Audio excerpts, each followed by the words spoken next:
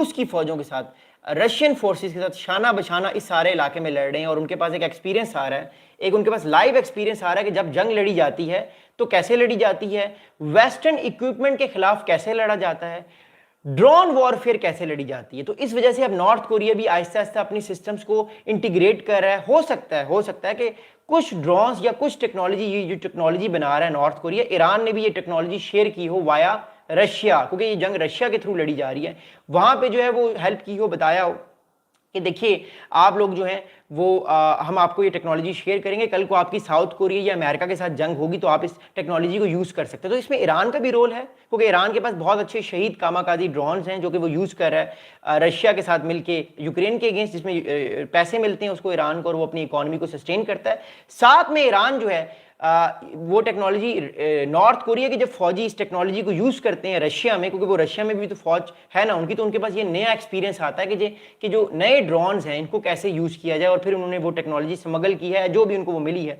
Via China या via Iran, उससे अब वो अपने ड्रोन्स भी बनाने की कोशिश करें। अगली बात सुनिएगा, अगली इंपॉर्टेंटली बात इस टाइम ये है कि मोर इंपॉर्टेंटली एक एनालिस्ट हैं, अब बहुत सारे एनालिस्ट भी बहुत सारी बातें कर रहे हैं, एक एनालिस्ट है इनका नाम है होंग मिन साहब जो है, ये एक एनालिस्ट हैं, डिफेंस एनालिस्ट हैं। ये साउथ कोरिया के इंस्टीट्यूट है, एक नेशनल यूनिफिकेशन, साउथ कोरिया का एक इंस्टीट्यूट है, उसका नाम है नेशनल रीयूनिफिकेशन, उसमें ये प्रोफेसर हैं या उसमें एक फेलो हैं। होंग मिन ये कहते हैं कि Kim Jong Un sees drone technology as critical to security grade power status. The drones raise concerns because they offer low cost high efficiency threats, autonomous missile mission executions, improved accuracy and lethality, and suitable for mass production and enhanced tactical flexibility। अब मैं आपको एक prediction देने लगा हूं, इसको जरा समझिएगा। मैंने आपको एक किताब दिखाई, अभी मेरे पास वो किताब नहीं पढ़ी, लेकिन मैंने आप लोगों को एक किताब दिखाई थी, लॉरेंस फ्रीडमैन साहब ने एक किताब लिखी थी फ्यूचर ऑफ वॉरफेयर। मैंने बताया था ना फ्यूचर ऑफ वॉरफेयर। बात इस टाइम ये है जंग की नेचर बदल चुकी है, जंग की नेचर बदल चुकी है। अब क्या होगा, कभी भी आपको ज्यादातर जो है वो आपको मिलिट्री की इंगेजमेंट्स आपको कम नजर आएंगी, आपको ड्रोन वॉरफेयर नजर आएगी, साइबर अटैक्स नजर आएंगे, फाइटर जेट्स एक कंट्री से दूसरी कंट्री में जाके अटैक करके वापस आ जाएंगे, मिसाइल्स नजर आएंगे आपको अपने शहरों पे अगर कोई खुदा ना खुदा जंग होती है, ये चीजें आपको नजर आएंगी, या इलेक्ट्रॉनिक वॉरफेयर। जो कन्वेंशनल वॉरफेयर का जो एक कॉन्सेप्ट था पुराना, वो अब आहिस्ता आहिस्ता खत्म हो रहा है क्योंकि वो कॉस्टली था। अब ड्रोन वॉरफेयर का क्या मकसद है, और मैं नॉर्थ कोरिया और साउथ कोरिया में आने वाले टाइम पे ये ड्रोन वॉरफेयर किस तरह की देख रहा हूं, ये मैं आपको बताता हूं। लेकिन पहले मैं आपको दिखाऊंगा मैप, बिकॉज नक्शे हमेशा बड़े प्यारे होते हैं और they are very important. Okay, हम एक और मैप शेयर करते हैं आपके साथ। ओके, हियर वी गो, मैं आपको एक मैप दिखा रहा हूं, समझिएगा। Okay, that's how it is. Yes, please double type कीजिएगा, thank you so much and God bless you all. Okay, अब इसको मैप को जरा गौर से देखिएगा, देखिए समझिएगा बात को। ये नॉर्थ कोरिया है, न्यूक्लियर वेपन कंट्री है, ये साउथ कोरिया है। अब होगा क्या, ये वाला जो इलाका आप देख रहे हैं, ये वाला, ये सारा जो है वो, ये आप कह सकते हैं कि ये बॉर्डर है, ये दोनों कंट्रीज का बॉर्डर है, सीज फायर लाइन जो भी कह सकते हैं।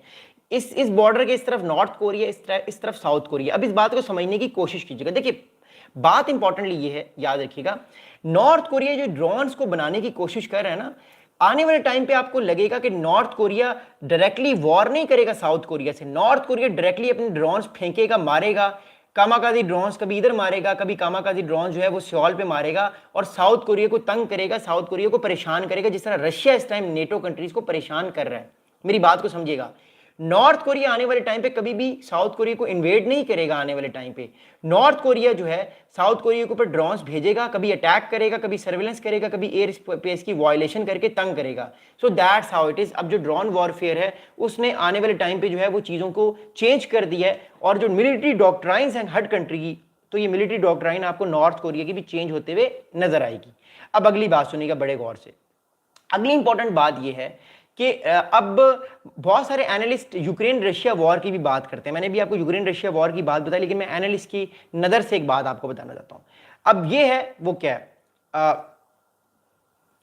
साजिद बुखारी भाई, आई होप कि आप थोड़ा तमीज़ से बात करेंगे, अदरवाइज मुझे आपको जो है वो डिलीट करना पड़ेगा साजिद भाई, तो please be careful. Okay, anyways, अब यूक्रेन रशिया वॉर की मैं आपको बात बताता हूँ। यूक्रेन रशिया वॉर की क्या बात है, देखिए बहुत सारे analyst they are also saying that North Korean troops sent to fight for Russia will be gaining modern warfare experience, including how drones are used on the battlefields। अब इस बात को बड़े गौर से सुनिएगा। अब बात यह है इंपॉर्टेंटली कि बहुत सारे एनालिस्ट ये कह रहे हैं, जो मैंने अभी बात की, कि नॉर्थ कोरिया अपनी फौज को यूक्रेन रशिया वॉर में इसलिए भेज रहा है ताकि उसके पास मॉडर्न वॉरफेयर का एक्सपीरियंस आए, मॉडर्न जो इक्विपमेंट है उससे लड़ने का एक्सपीरियंस आए, मोर इंपॉर्टेंटली जो है मॉडर्न वॉरफेयर को समझने का एक्सपीरियंस है, और अमेरिकन या वेस्टर्न टेक्नोलॉजी से लड़ने का एक्सपीरियंस आए। और ये एक्सपीरियंस पिछले 1 साल से नॉर्थ कोरिया को मिल रहा है ताकि आने वाले टाइम पे जब भी वो लड़ाई करें या जब भी कोई इंगेजमेंट आए तो अपने आप को वो बचा सकें या वो लड़ सकें। अब अगली बात सुनिएगा, एक और फेलो हैं या थिंक टैंक एडवाइजर है, इनका नाम है लिम उल चुल। लिम उल चुल साहब जो है ये साउथ कोरिया का एक क्यूनगैम यूनिवर्सिटी है। लिम उल चुल साहब जो है ये साउथ कोरिया की क्यूनगैम यूनिवर्सिटी है, यहाँ पे पढ़ाते हैं, फेलो हैं। इन्होंने एक बड़ा इंपॉर्टेंट स्टेटमेंट दी, क्योंकि ये भी मिलिट्री एनालिस्ट हैं। ये साहब क्या कहते हैं वो मैं आपको बताऊंगा। ये साहब ये कहते हैं कि AI, artificial intelligence, could allow North Korean drones to operate even if GPS or communication signals are jammed, relying on pre-trained algorithms। अब थोड़ी बात सुनिएगा, अब अगली बात सुनिएगा। देखिए इंपॉर्टेंटली बात ये है, बहुत सारे साउथ कोरिया के ये एनालिस्ट ये बात कर रहे हैं कि नॉर्थ कोरिया एआई को इसलिए इंटीग्रेट कर रहा है कि अगर खुदा ना ख्वास्ता, मतलब नॉर्थ कोरिया के पॉइंट ऑफ व्यू से, अगर नॉर्थ कोरिया को कोई ड्रोन आ रहा है साउथ कोरिया की तरफ और वो ड्रोन जो है वो मोर इंपॉर्टेंटली उसको जैम कर लिया गया, तब भी वो ड्रोन जैम नहीं होगा, वो अपना काम पूरा करेगा। अब मैं आपको समझाने की कोशिश करता हूं वो ड्रोन जैम क्यों नहीं होगा और वो अपना काम पूरा कैसे करेगा। मैं आपको जरा थोड़ा सा दोबारा से मैप्स में समझाने की कोशिश करता हूं, इसको अंडरस्टैंड कीजिएगा। Okay, here we go again. Okay, अब इस मैप को जरूर गौर से देखिएगा, समझिएगा। Okay, yes. अब मिसाल के तौर पे ये नॉर्थ कोरिया है। ओके, ये जो है ये बॉर्डर है, ये नॉर्थ कोरिया है। नॉर्थ कोरिया ने अपना एक ड्रोन जो है वो भेजा रिकॉनेसेंस के लिए या इंटेलिजेंस गैदरिंग के लिए। किसकी तरफ?